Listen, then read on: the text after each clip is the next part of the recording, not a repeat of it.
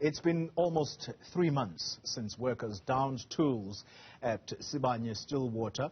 Now, last week, the Mineral Resources and Energy Minister, Mantashe, said his department would revoke the company's mining license if the strike was not resolved soon. Now, the National Union of Mine Workers wants the minister to take action. Let's get more from the General Secretary of the NUM, William Mabapa, who talks to us from Pretoria. Mr. Mabapa, I understand you are the leader who is leading this sit-in by the workers at the union buildings. Let's start with your demands of the Energy Minister, the Mines and Energy Minister. What are you asking of Minister Mantashe to do exactly? Yeah, I think we are asking Mr. Mantashe to revoke the license of Sibanye on the understanding that Sibanye made a lot of profit, and then instead of them sharing the profits with the workers, they are keeping the workers on hostage, that the workers must just accept any offer that is on the table. And we are raising that issue mindful of the fact that the CEO of Sibanye himself last week on the 17th confirmed that he can keep this strike. So the truth of the matter is that he's saying they've got enough money to keep the strike. So you can ask yourself, if he has got money to keep the strike, why doesn't he have the money to pay the workers? Because it is the money that he was supposed to give the workers that is keeping to keep the strike. And that is evident because himself raked in 300 million and the executive raked in 800 million. So that clearly tells us that these people do have the money. The only problem is that the people that contributed to make this money are punished by the profits that they've done.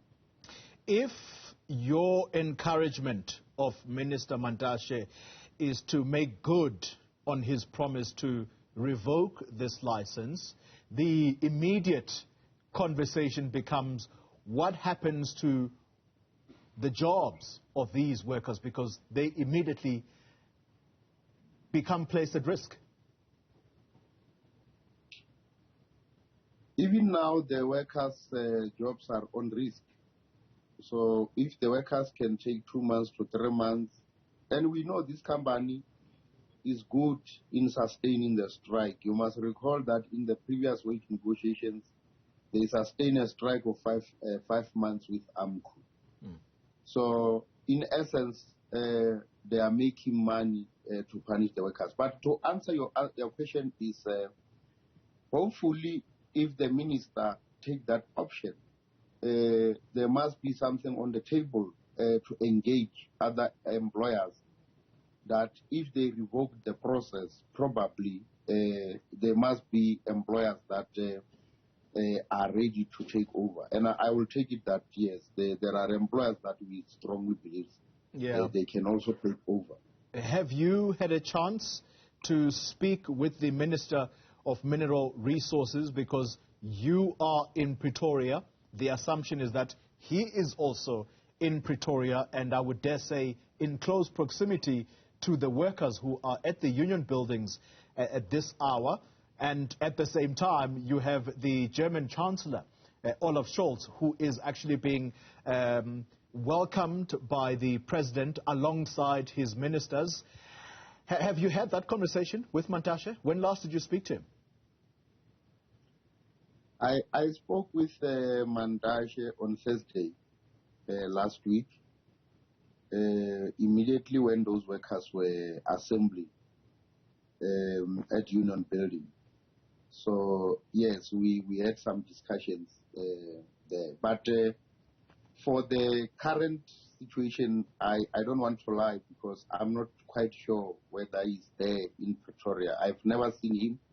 So probably the area is demarcated. I'm sure if you know that area, it's demarcated because the workers are in the areas of the areas where a leisure area where people normally goes there, at the stage where you know the stage is, and from that area the area is demarcated. Whatever happens on top of the mountains, probably behind the union building, you can't see it when you are at the back, and probably, you know, the area is highly having a heavy security. It's not an area that you easily can see what is happening in the union building when you are where the workers are. So I've never seen the minister today, and I've not spoken with the minister today. But like I'm saying, I've spoken with the minister last week. Before we remind the viewers exactly what it is that you are demanding of this mine in terms of the salary increase, can I take you back to the earlier offer, and that was to basically possibly share in the profits. This was a profit-sharing agreement, and it was declined by at least the workers that you organized. Why did you decline that offer? Gumbi, you know, you talk what you don't know. All this time, let me be honest with you, all this time, for almost 9 months in negotiations, the company never tabled a profit share. When they tabled a profit share last week on the 17th, it's a shame. I can send you the document. I've got the document.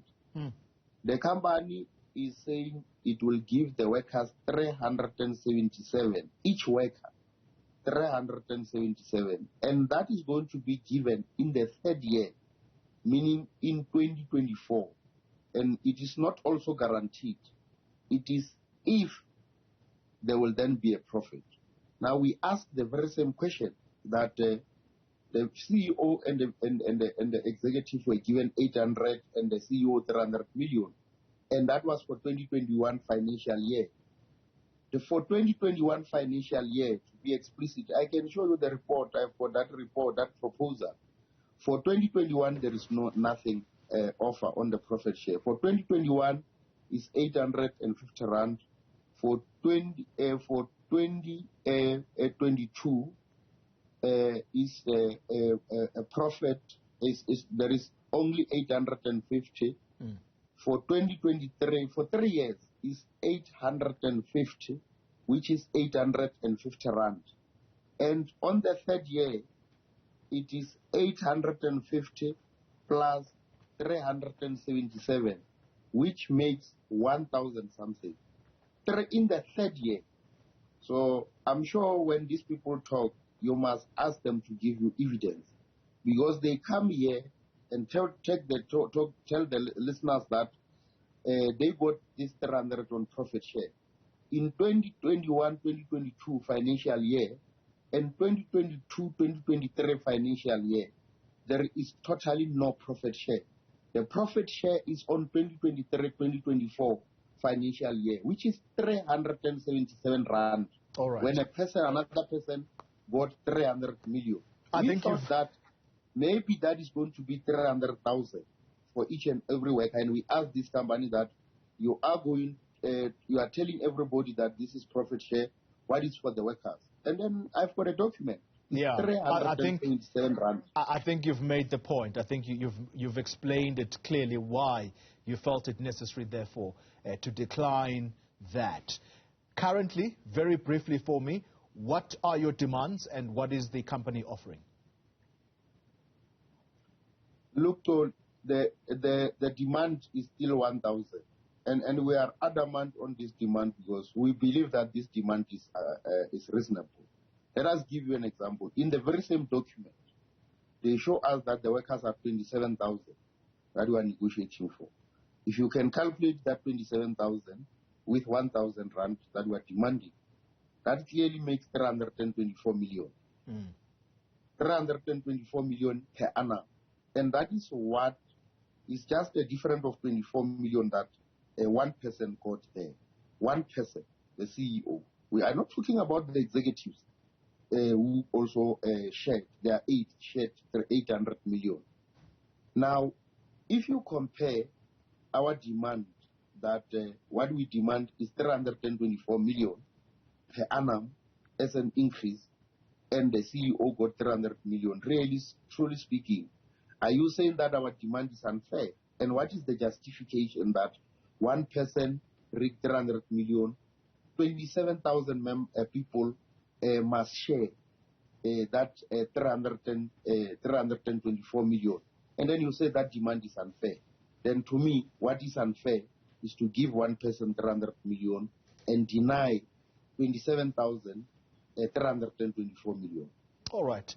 Mr. Mabapa, this discussion, if we had time, I would love to have asked you about the political questions here, because part of the reason you are at the union buildings is to try and pressure the president to intervene in this, and you would have also tried to do this at the occasion of May Day on the 1st of May. However, because of time, quickly, let me ask you, how long are you willing to stake out at the union buildings?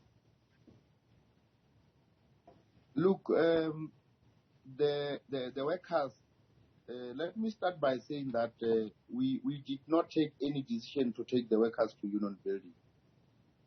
On Friday, we had, on Wednesday, we had a meeting with the company. And it is when the company offered us this 377 in the third year.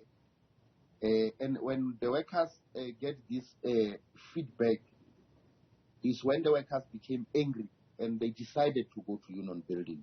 So let me try to clarify that it is not us as the leadership that decided to take these workers to the union building.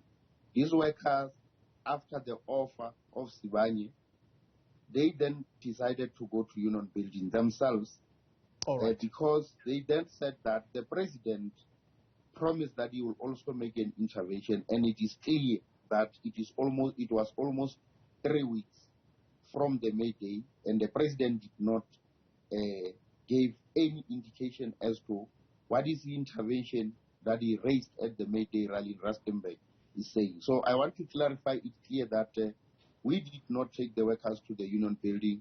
The workers took themselves to the union building, and they wanted feedback that the president responded the workers at the May Day that he will make an intervention. So they want him to give them a feedback that what is this intervention on the 1,000 demand that they demand from Sibanye. All right. William Mabapa is the General Secretary of the National Union of Mine Workers.